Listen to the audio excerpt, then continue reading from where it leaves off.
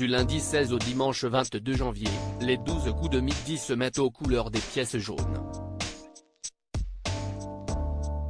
Le jeu de Jean-Luc Reichmann devrait, cette année encore, remettre un chèque au montant significatif à l'association.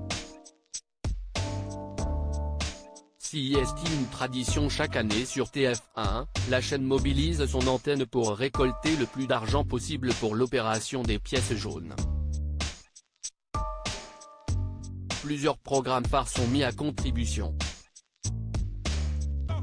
Le lundi 9 janvier, la première dame, et présidente de la Fondation des Hôpitaux, Brigitte Macron était l'invitée spéciale du journal télévisé de 20h de Gilles Boulot pour parler du lancement de l'opération 2023 des pièces jaunes.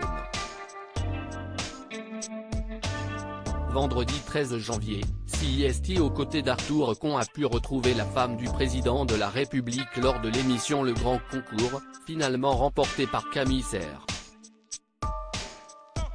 Non seulement Brigitte Macron était présente au début de l'émission, mais elle a même co-animé toute la première manche avec l'animateur.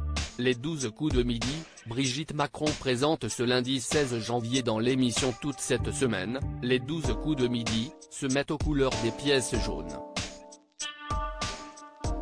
Ce lundi 16 janvier, l'émission quotidienne de Jean-Luc Reichmann accueillera la première dame ainsi qu'Anne Barrère, la vice-présidente de la Fondation des Hôpitaux.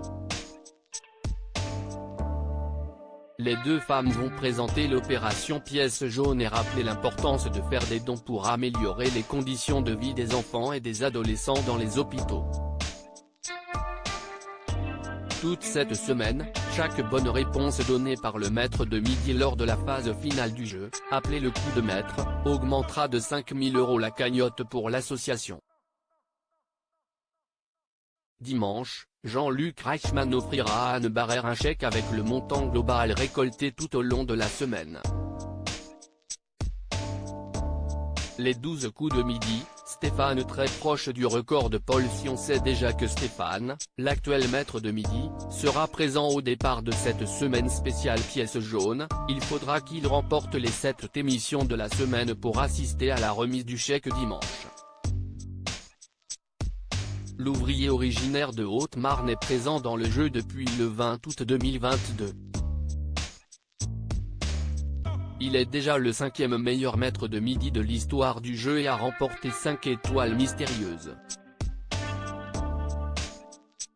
Le champion se rapproche fortement du record de Paul Elrarat qui avait participé à 153 émissions.